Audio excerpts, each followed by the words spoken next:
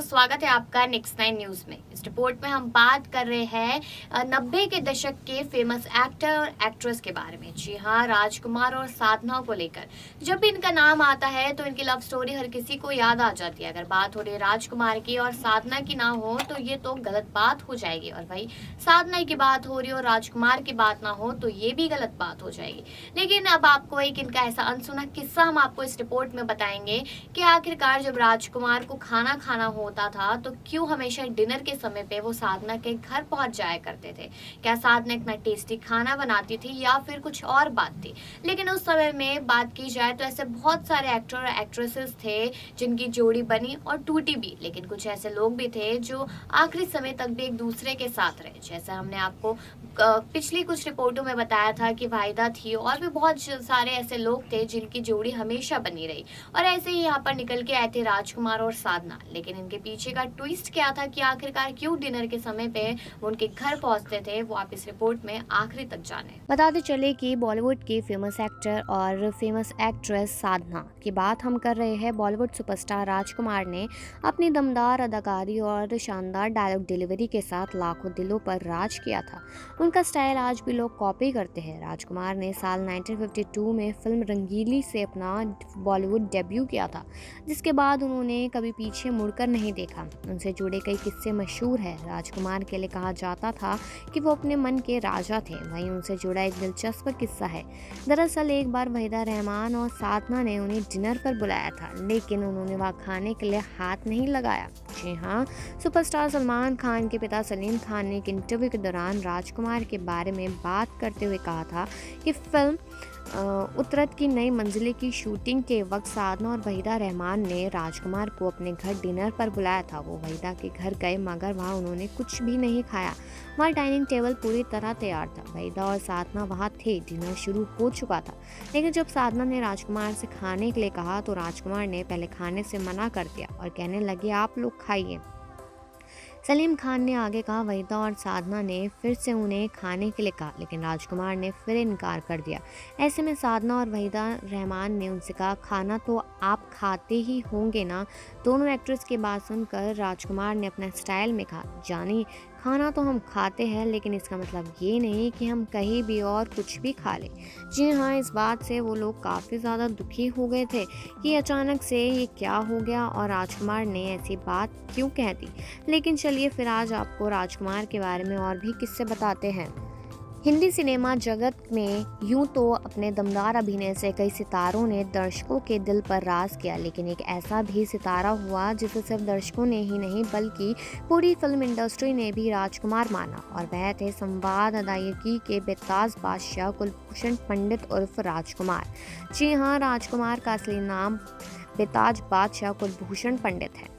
पाकिस्तान के बलूचिस्तान प्रांत में 8 अक्टूबर 1926 को जन्मे राजकुमार स्नातक की पढ़ाई पूरी करने के बाद मुंबई के माहिम थाने में सब इंस्पेक्टर के रूप में काम करने लगे थे। एक दिन रात में गश्त के दौरान एक सिपाही ने राजकुमार से कहा कि हुजूर, आप रंग ढंग और कदकाठी से किसी हीरो से कम नहीं हैं। फिल्मों में यदि आप हीरो बन जाए तो लाखों दिलों पर राज कर सकते हैं। और राजकुमार को सिपाही की ये बात जच गई। राजकुमार मुंबई के जिस थाने में कार्यरत थे वहाँ अक्सर फिल्म उद्योग से जुड़े लोगों का आना जाना लगा ही रहता था। एक बार पुलिस स्टेशन में फिल्म निर्माता बलदेव दुबे कुछ जरूरी काम के लिए आए हुए थे।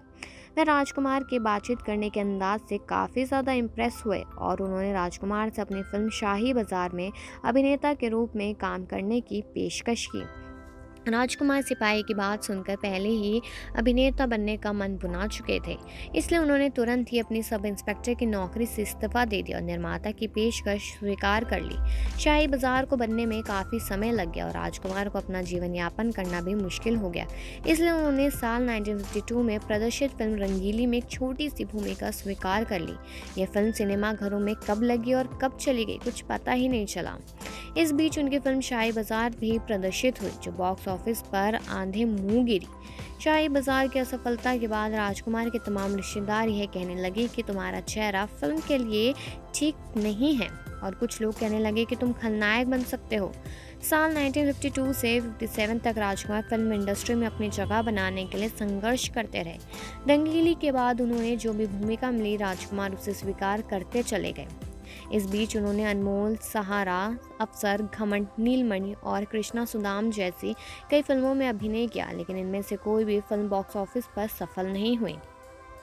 साल 1957 में प्रदर्शित महबूब खान की फिल्म मदर इंडिया में राजकुमार गांव के एक किसान की छोटी सी भूमिका में दिखाई दिए। हालांकि यह फिल्म पूरी तरह अभिनेत्री नरगिस पर केंद्रित थी, फिर भी राजकुमार अपनी छोटी सी भूमिका में अपना अभिनय की छाप छोड़ के कामयाब रहे। इस फिल्म में उनके दमदार अभिनय के लिए उन्हें अंतर्राष्ट्रीय ख्याति भी मिली और फिल्म की सफलता के बाद राजकुमार बतौर अभिनेता फिल्म इंडस्ट्री में स्थापित ही हो गए।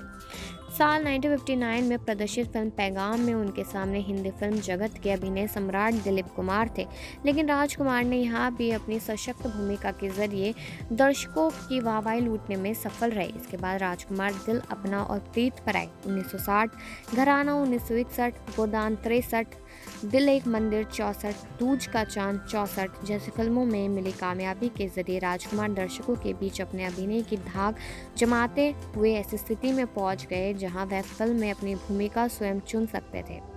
साल 1965 में प्रदर्शित फिल्म काजल की जबरदस्त कामयाबी के बाद राजकुमार बतौर अभिनेता अपनी अलग पहचान बना ली। साल 1965 बी.आर. चोपड़ा की फिल्म वक्त ने अपने लाजवाब अभिनय से एक बार फिर से अपनी और दर्शक का ध्यान आकर्षित करने में सफल रहे। फिल्म वक्त में राजकुमार का बोला गया एक संवाद, चिन्हय सेठ जिनके घर शीशे के होते हैं वो दूसरों के घर पे पत्थर नहीं फेंका करते। यह चिन्हय सेठ से छुरी बच्चों के खेलने की चीज़ नहीं, हाथ कट जाए तो खून निकल जाता है, दर्शकों के बीच काफ़ी लोकप्रिय हुआ। फिल्म वक्त की कामयाबी से राजकुमार शोहरत की बुलंदियों पर जा पहुंचे थे। जी हाँ, ऐसी स्थिति में जब अभिनेता के सामने आती है तो वह मनमानी करने लगते हैं और ख्याति छा जाने की उनकी प्रवृत्ति बढ़ जाती है। और लेकिन राजकुमार कभी भी किसी खास इमेज में नहीं बंधे, इसलिए अपनी फिल्मों की कामयाबी के बाद उन्होंने हमराज 67, नीलकमल 68, मेरे हुजूर 68, ही रांझा 70 और पाकीजा 71 में रुमानी भूमिका भी स्वीकार की जो उनके फिल्मी चरित्र से मेल नहीं खाती थी। इसके बावजूद भी राजकुमार यहाँ दर्शकों का दिल जीतने में सफल भी हुए। जी हाँ, आपको ये भी बताते हुए चले कि राजकुमार बेहद मुफ्फट आदमी थे। जो दिल में आता था उसे शब्दों में बाण बनाकर सामने वाले पर दाग दिया करते थे। इसलिए जब वो साधना और वाहिदा के डिनर पर पहुंचे तो भी उन्होंने ऐसे ही कह दिया। भले ही साधना और वाहिदा को बहुत बुरा लगा हो, लेकिन राजकुमार ने तो अपने बाण चला दिए थे। ये बात तो सोचते भी नहीं थे कि सामने वाले को बुरा लगेगा या नहीं। पेश है कुछ ऐसे किस्से जो बॉलीवुड के मशहूर हैं। वे कितने सही हैं या गलत ये तो हम नहीं बता सकते, लेकिन इन्हें खूब चटकारे लेकर सुनाया गया है। एक बार की बात है जब राजकुमार और गोविंदा एक फिल्म की शूटिंग कर रहे थे। गोविंदा झकझक शर्ट पहने हुए राजकुमार के साथ शूटिंग खत्म होने के बाद वक्त बिता रहे थे। राजकुमार ने गोविंदा से कहा, यार तुम्हारी शर्ट बहुत शानदार है। चीची इतने बड़े आर्टिस्ट की ये बात सुनकर बहुत खुश हो गए। उन्होंने कहा कि सर आपको ये शर्ट पसंद आ रही है तो आप रख लीजिए। राजकुमार ने गोविंदा से शर्ट ले ली।